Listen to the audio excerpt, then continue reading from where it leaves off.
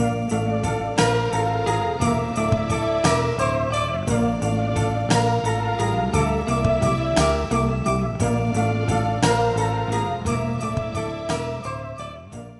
Metafiends. Hi, y'all. How you doing?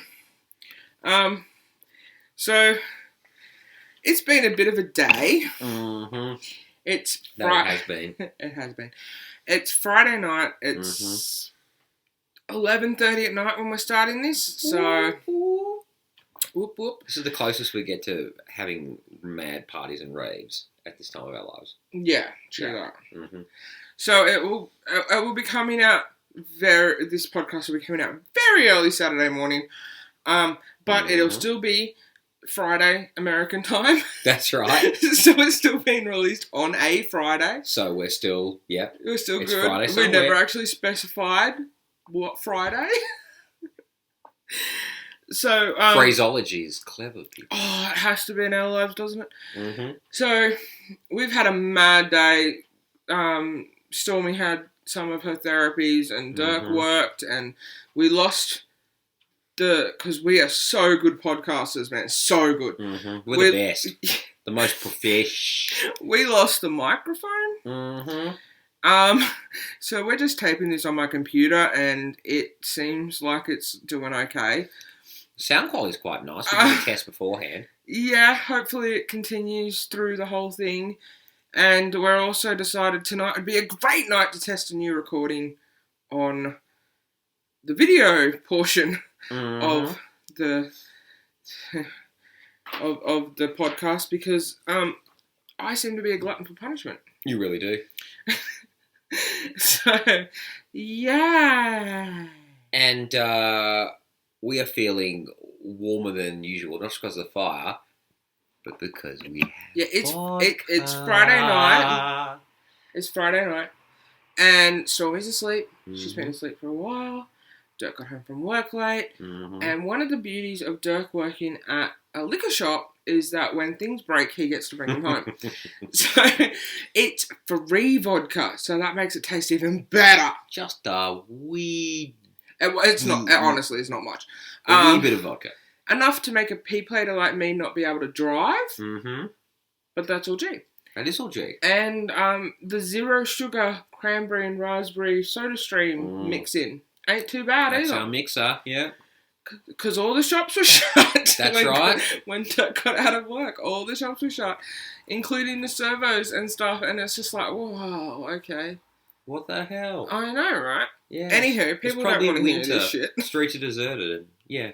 But we've had pizza for dinner, and we're drinking vodka. We had pizza for dinner because we're starting a new budget tomorrow. Cranberry mix. Yes, and we're drinking out of Skull wine glasses. Because we can. That's right, and because you are way back in the mist of time descended from Vikings. Yeah, but also they just look cool. They do look cool. I got the set years ago, and they just look cool. Shall we to the hounds of murder?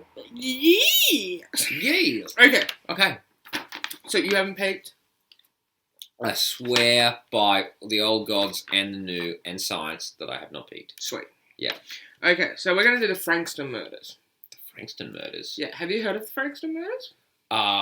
Vaguely in connection with the general milieu of Victorian crime leading into the 2000s crime wave under Carl Williams and the like. Yeah, well, this didn't have nothing to do with Underground. Yeah. This is just some noob. Noob, you say? Yeah, do you maybe want to define that for our listeners? It's a geek term for viewers? a newbie. Nice. Yeah, okay. It's a shortened version. Yeah. Abbreviation. Nice. So basically it's just a serial killer on his own. Or her own. In Frankston, Melbourne. Yeah. Victoria, Australia. Yeah. So the crime started in February 1993. And this has been linked later on in the case, but I'll give you the background. Okay. So in February 1993, Donna Vane's unit in Claude Street was broken into. I don't know anything about these streets, but I'm sure the people that live there know about these streets, so they'll know what's going on. Frankston's got a bit of a reputation. So there were prank calls, and after some those calls, she didn't want to be left alone, and so her boyfriend came over, and they left the house for about an hour at about 1 a.m. Yeah. And they came home, and her cat's throat was slit.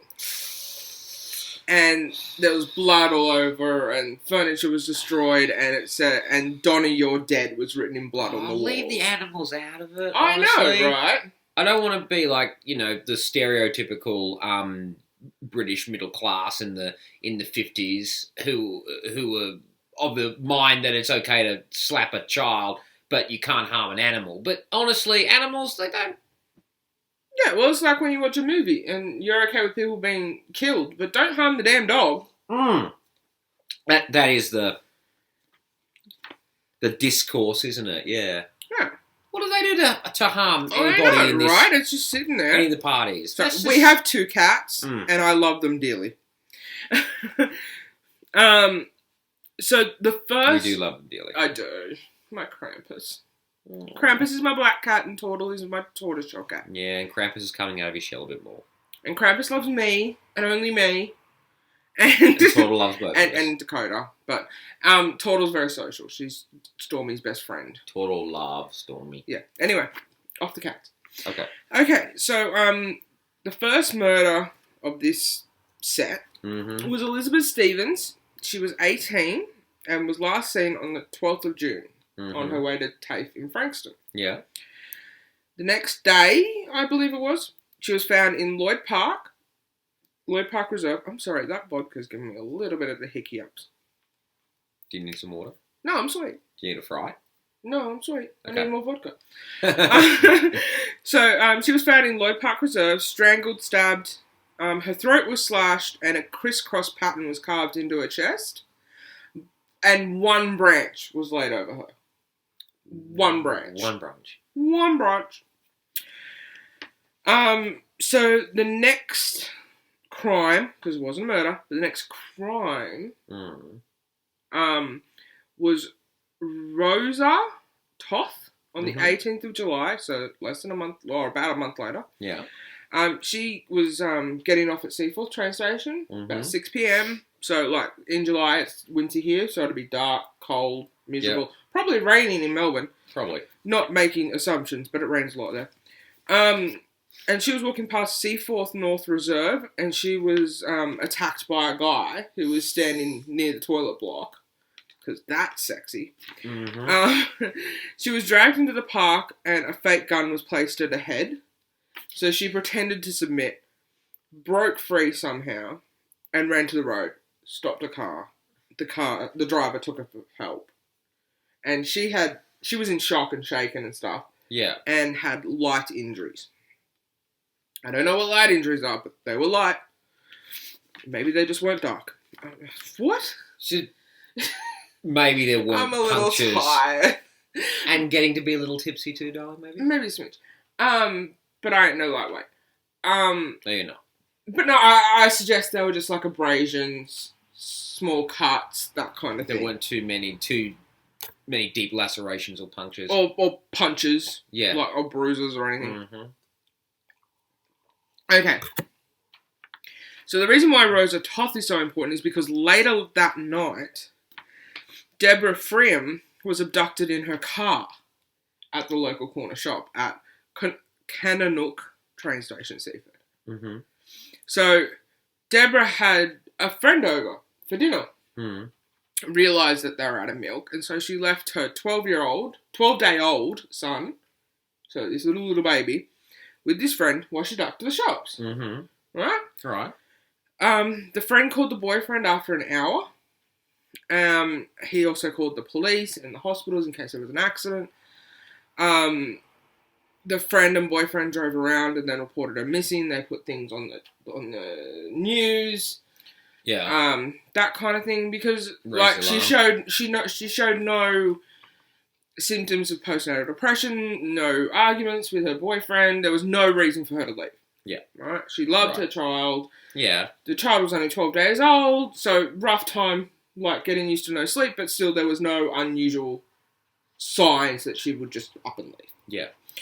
So on the 12th of July, 4 days later, her body was found by a farmer in a bush on his property line. So, like Stevens, she was strangled, slashed, and her throat was cut. And she was only had like one branch over her. It was like That's she the wasn't- calling card. she wasn't well concealed. No. The same as Elizabeth Stevens. That's probably a deliberate theatrical sense of arranging them the crime scene. I don't know. Maybe. Just We'll throwing just it out there as a see. theory. Yeah, we'll see. That's so sad. I know, right? Yeah. How would that little boy be? Only 12 days old. I know, right? At least he will know that, like, his mother didn't abandon him or anything. Like, they have that closure. Okay, that's good. Because there was case on Forensic Files where the father killed the mother and told the kids that she ran off Yeah. and abandoned them. So that's just rude. That's just, yeah. That's a dick move. I know, right? So, 30th of July, so like 2 weeks later, Natalie Russell, 17, is walking from John Paul College down her usual shortcut to Frankston North. This is despite warnings, though. Right. Like, she's not the only kid doing it, but they're using this shortcut despite warnings that, like, you should travel together, that kind of thing, Yeah. right? That there's an idiot out on the loose killing people. The shortcut was a fenced walkway in between two golf courses. So you've got a golf course here, fenced walkway down the middle. Okay. Okay? It's now called Nat's Track Yeah. after Natalie Russell. So 8 p.m. comes around, last bus has gone past her parents' house. They know something's up. And so they call the police, report her missing. The police searched her usual haunts and found her body.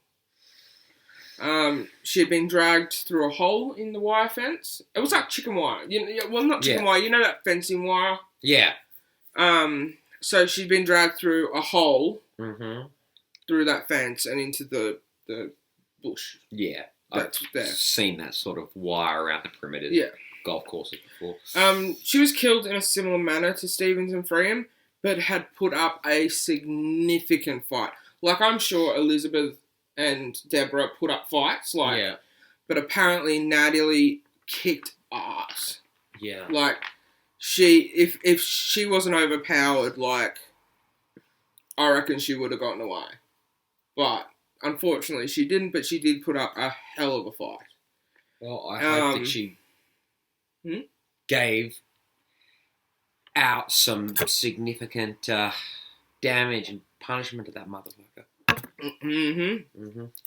Well, because she put up such a significant fight, she was able to provide DNA evidence for the first time. Yeah.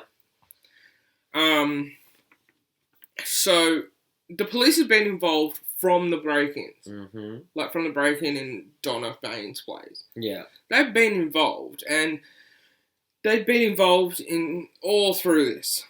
They put Elizabeth Stevens' outfit on a mannequin and had it in public view to try and jog memories and all sorts of things. Like, as I said, Deborah's boyfriend was interviewed and put on TV and all this other stuff. There was massive searches for both, for definitely Deborah, because it was 4 days before she was found, whereas the others were found like the next day. Yeah. So there was a massive search put on for Deborah. There were no witnesses for Elizabeth, unfortunately. No one remembered seeing her after she got on. She left the TAFE and stuff like that. But witnesses for Deborah had seen her car, a grey Nissan Pulsar. They'd seen her car driving weirdly and flashing its headlights and stuff. Okay, that would definitely attract attention. Yeah, and then they found the car, they located Deborah's blood inside. The groceries were supposedly inside, and the driver's seat was pushed back. But people saw a man come and get the groceries out of the vehicle and then leave. Okay. So there was significantly more witnesses for Deborah's case. And there was also a new dent in the front. Like, you can tell forensically that metal had just been exposed. There was no oxidation, that kind of thing. It was a new dent. Right?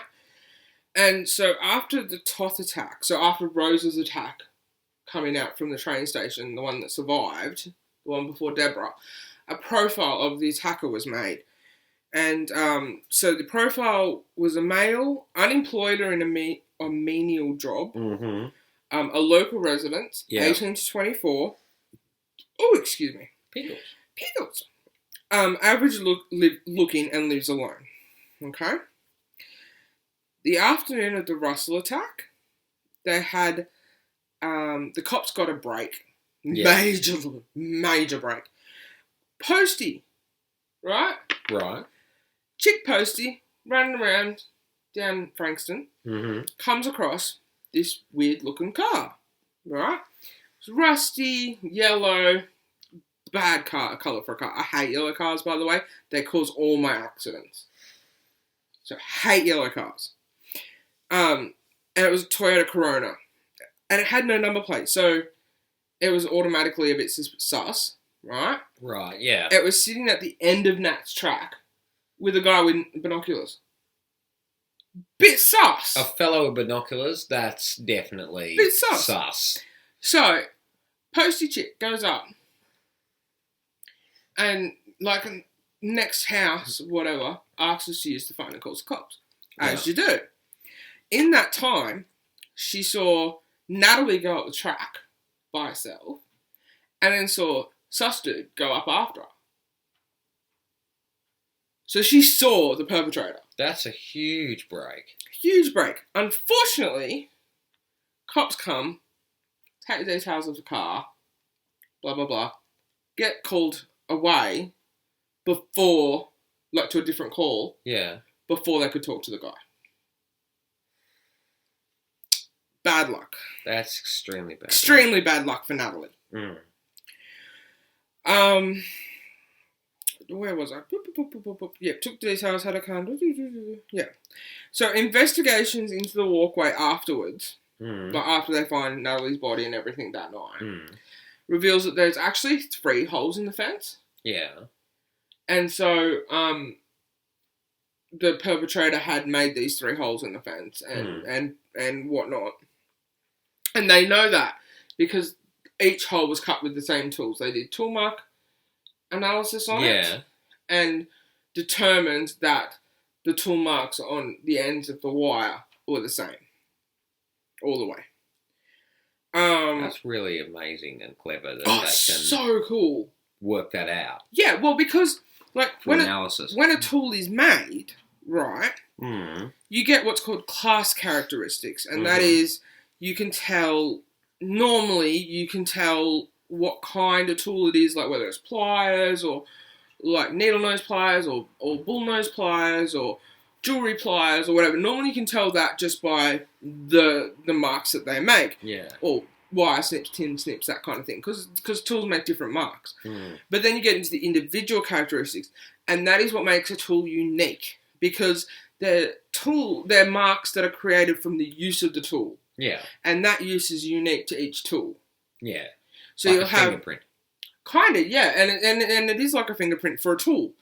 So you've got like with your hands going on the fingerprint mark, you've got like, oh yeah, okay, that's a thumbprint, but because of the unique whorls, that's a thumbprint that belongs to Syl. Yeah. So it's a very cool science. It's kind of like ballistics, but for tools. It's so cool, and you get to use cool microscopes. And that's awesome. Anyhow, I'll get back to where I'm going. Okay, one hole had blood, and that was the hole that Natalie got pulled through. And the skin and hair on Natalie's body did not belong to her. So that was the DNA evidence they were talking about. There was skin under her fingernails and hair in her clothes and stuff like that. So the registration details to the yellow Corona came in very handy because the VIN number went back to Paul Charles Denya. Paul Paul Charles Daniel. Charles Denya. Denya was born on the 14th of April, 1972, which is our son's birthday. Yes. Dakota is born on the 14th of April. Not 1972. Not 1972. I wasn't even born in 1972. I was born another 10 years later, okay? Yes. To immigrant parents, Anthony and Maureen Denya in Campbelltown. They relocated to Melbourne in 1981. They moved around a little bit. They moved to, I think, Adelaide and as well as Melbourne. So they did a bit of moving around, and that led to some difficulty fitting in for their children. And weight gain for Paul. I'm just going to call him Denya because he doesn't deserve a first name. Fair enough. To Denya, and it led to self-confidence issues and problems with his studies. At age 11, he slashed his sister's teddy bear and slashed the family cat's throat and hung it up a tree. Oh. Because that's what normal teenage boys do. That's showing some... That's shocking, and that's showing some very worrying signs. It's one of the trifectas of serial killers. There's bedwetting, arson, and animal abuse. Yes. I don't know about the bedwetting. It doesn't say nothing about that. And I don't know if he got hit in the head, which is another big sign too. Yeah. So at age 13, he was arrested and cautioned for stealing a car. At age 15, he assaulted a student. Where are his parents? Yeah, what are his parents doing during all this time? Yeah. So after school, he had problems holding down jobs. He was fired 7 times and failed the Victoria Police physical. Victoria Police. Yes. Okay. He wanted to be a policeman. That's ironic. Very. So, however, they went... Sorry, go. If he had managed to get into the police force, could it have been sort of like a... the first example that comes to mind, a what-if, hypotheticals in history, like if Hitler had been accepted into the academy as an artist in Vienna. Oh yeah, there's always those what-ifs. Of course, yeah. Yeah. Okay, so Denya, he was very chatty after some initial denials. Like, he denied it to begin with, and then it came out that he was in the area and at the time of the murders and blah, blah, blah, blah, blah. And then the cops asked for DNA. And he realised that they had DNA evidence of some sort. And so he's just like, yep, I did it. Over here. Yep. Did it. Jigsaw. He also had cuts and scratches on his hands, which they believe Natalie gave him. And they questioned him about that and stuff like that. And so he's just like, yep, I did it. Whoop, here. Put my hands up. I did it. Yep. Me. Which is actually quite unusual for That is. a criminal to do, especially a serial killer. Yeah, normally they tend to hold out for a lot longer than that. They normally did the Ted Bundy thing and like, no, I didn't do it. Yeah. So yeah, he was very cooperative. They took him on walkthroughs of the scenes and what he did at the scenes. And he... Guided tour. Pretty much, yeah. And they were saying they couldn't find Deborah Freeman's wallet. Her purse. And he's like, I know where it is. I'll take you to it. And so he took him to it.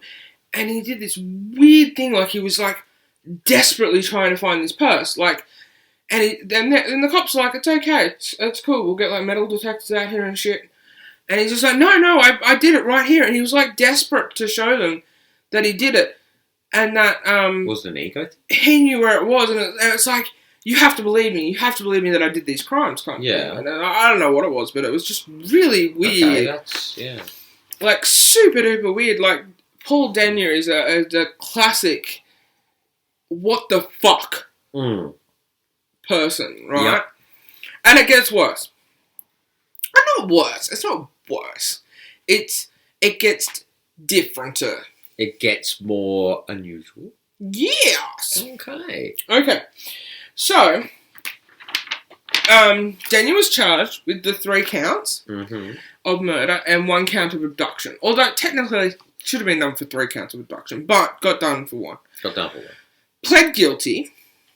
Was diagnosed with sadistic personality disorder due to the lack of emotions, single-minded desire to kill, and the unusual randomness of the victim selection. Like, because he didn't... It does seem random. Well, he didn't know these people. They are classic stranger abductions. Excuse me. And killings.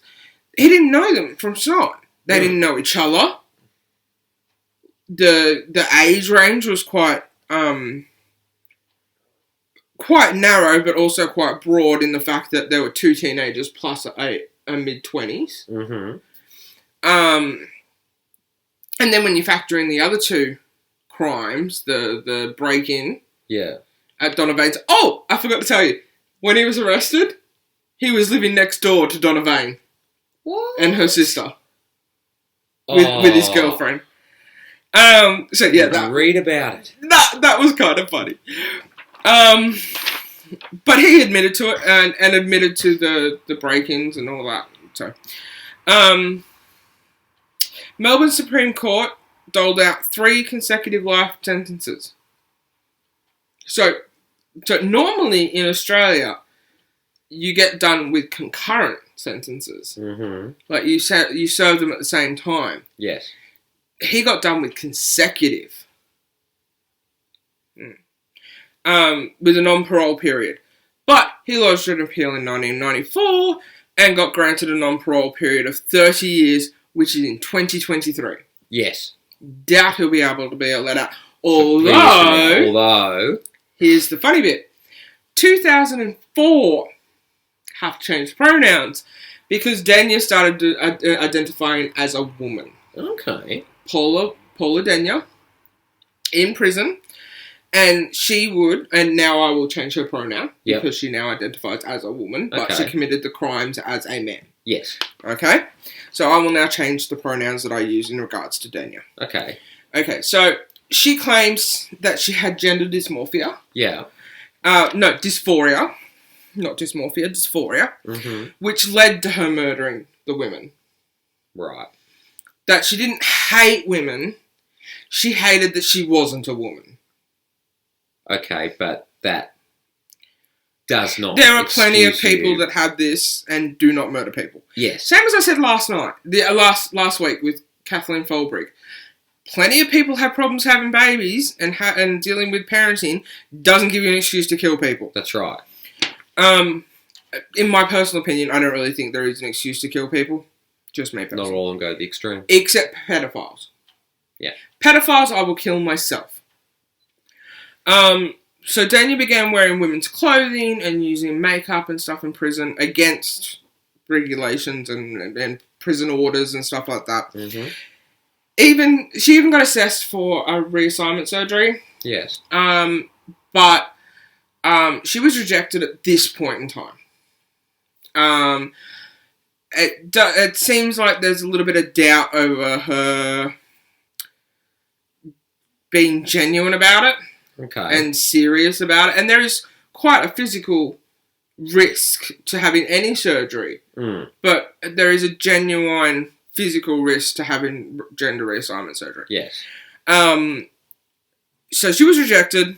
They have to make sure that she's absolutely serious due to the personal risk that is involved. Certainly. And also, it's going to cost the government a butt ton of money. That's right. For her to have gender reassignment surgery. So she's not legally a woman at the moment. But she chooses to identify as a woman, so that is why we are changing the pronouns. Indeed. So one of the victim's mother says it's a stunt, and it makes her and her husband sick. Not the fact that she's there are people that are transgender or anything like that, but the fact that they believe that Paula is using this as an excuse or a stunt to keep her name in the papers and stuff like that. Or to make life a bit difficult, like prisoners do a lot of the times. Yeah. They like attention, they like doing this, especially serial killers. Yeah, like a shit stir. Yeah, Look at Bundy. Yes. I'm sorry, I'm really on Bundy at the moment. You really are. I've been reading his autobiography again. Bundy is a classic case of egomaniac. So Paula Denia now resides in Port Phillip Prison, male population, but has female tendencies and stuff like that. So I did not know. I must have missed it completely in 2004, which doesn't really surprise me. I was a bit fucked up back then about this gender reassignment crap. Because, well, it's not crap, but like in general, but I do have my doubts about Paula Denia. I won't stop her from being a woman or anything, and as I said, I'll use her pronouns. But that's all. Huh? It does have hallmarks of a stunt. Or of a trying to fiddle the justice system or something like that, you know? Like, I'm just not sure. Like, I've quite a few friends of alternative lifestyles, drag queens, transgender. We both do. Indeed we do. Pansexual, gender fluid. And there's just something about this that just doesn't feel right. Do you know what I mean? I know what you mean. I was originally going to ask, especially if it's against regulations and whatnot, where she ended up, where she found the makeup. Oh, you can make lipstick. it in jail. Oh, of course. Yeah, like, you know, the whole mother is a necessity is a mother invention? Yes. It's, like, amplified in prison, dude. In classes like, and on your downtime. Dude, prisoners could give MacGyver some lessons, okay? And I love MacGyver. Hail MacGyver. But they could give him some lessons, man. I've seen some crap on these prison shows, and I'm just like, what? Oh, the Mythbusters episode. Yes. I'm a science geek. You can and will get over it. There's the Paper Crossbow episode. Adam goes to one of the prisons in San Francisco and they show him all these things that they make shivs out of. And it's insane. And these paper crossbows, they can work. Yes. It's mad. It's amazing what some of these constructions that you think would not have a chance in hell of working, how they can and do. Yeah. And on the Mythbusters segue, R.I.P. Grant. I met you. You're amazing. I love you all. But we're very sad to see Grant go. But back to the matter. Have you been able to find out anything about Paula Denia's being in male population in, I guess it would be what, male gen pop? Yeah, she'd been in prison. Oh, well, she didn't. They didn't say anything about where she was, but they didn't say that she wasn't in. They just said that she was in Port Phillip Prison. What would her day-to-day existence be? Because I'm assuming that there would not be a whole lot of wokeness amongst her fellow I don't know about that. Inmates. I don't know a lot about prison. Never been myself. I have been on tours, but that's about it. You don't really meet any of the population or anything. But I don't know a lot about it. I only know what I see from the movies. But apparently ladyboys are a thing. Yes, there are different opinions and discourses around sexuality in prison and the hierarchy. I mean, yeah, it's... Well, as a rule, it tends to be an all male or an all female environment, but you do have instances like with Paula Denia.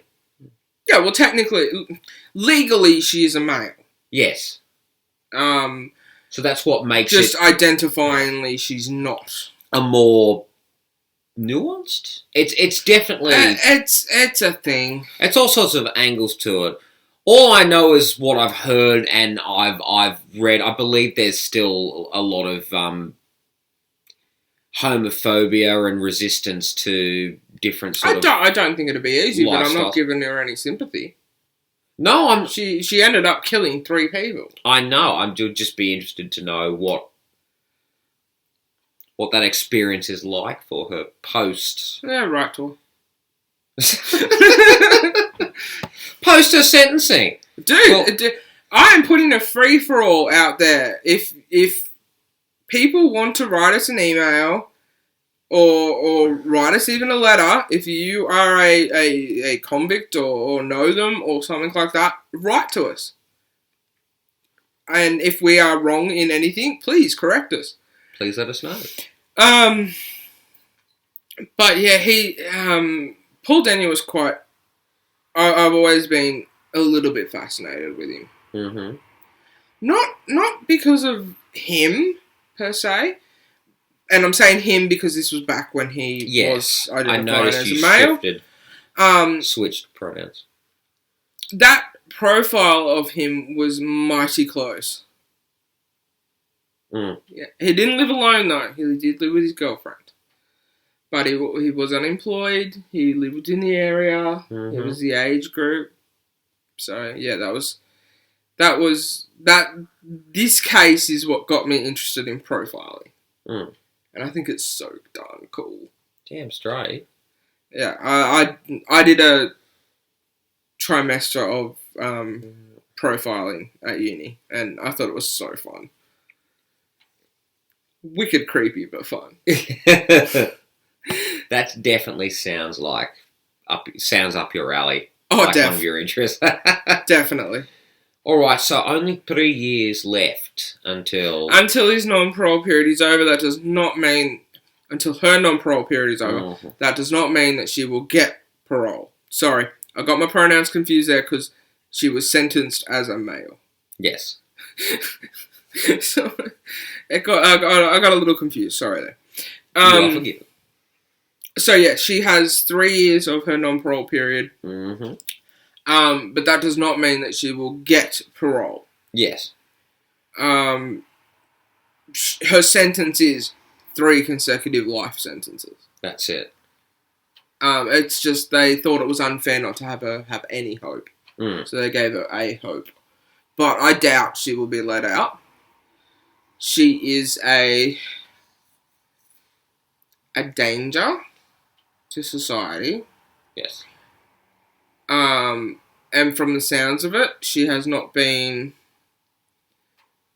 actively she has in a way. She has discovered that this is how she feels about herself and she has improved that.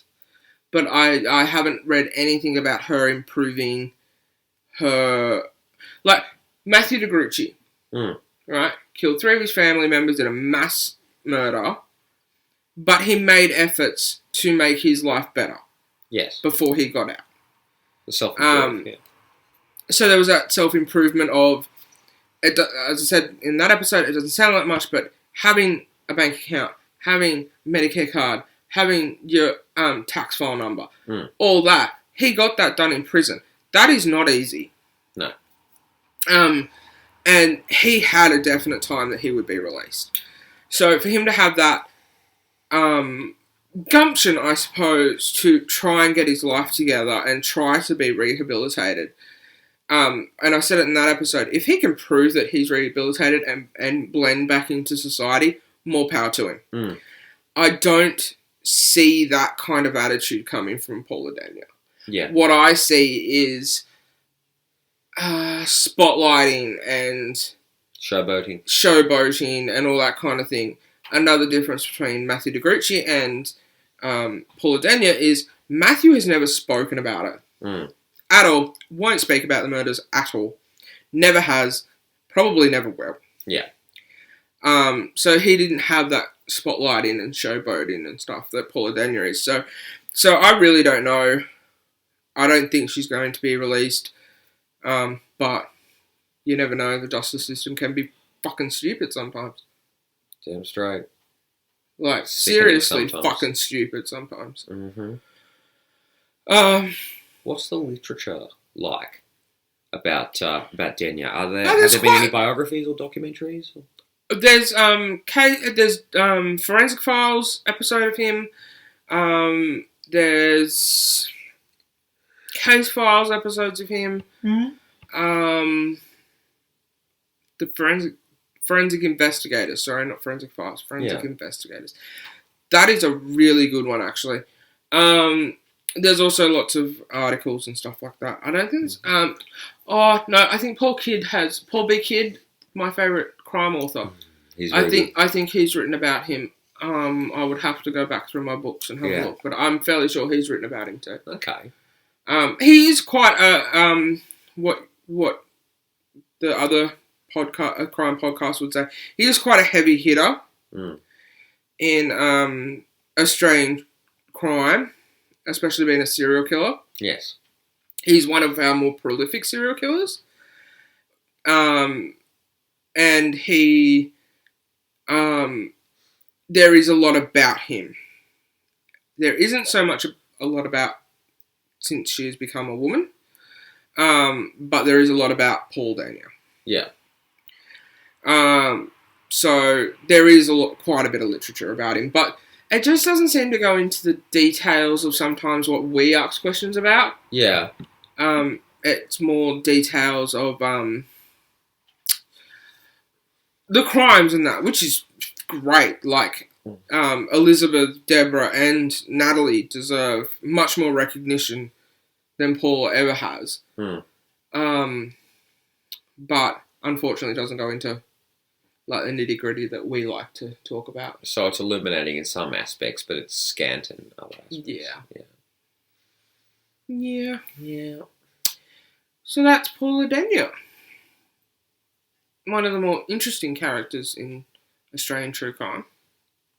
Definitely, with a fascinating gender-based and identity-based twist at the end in the post-crimes, post-sentencing incarceration period. I will say it's a very interesting defence. I have not heard that defence before. So I will say that's a very interesting defence.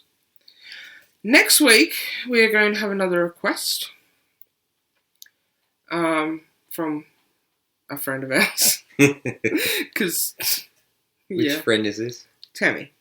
Lovely. Yeah.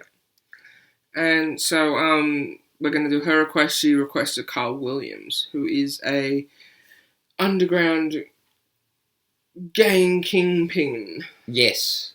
In our Melbourne gangland wars. In the late 90s, early 2000s, yes. Because that was a fun time. Yeah. I referenced him very, very early on in this episode. Did I? No, I did when I mentioned my prior knowledge of the subject. Oh, you did too, yeah. Yeah. I look forward to it. Woot woot. Whoop whoop. We're going to upload this and then go to bed.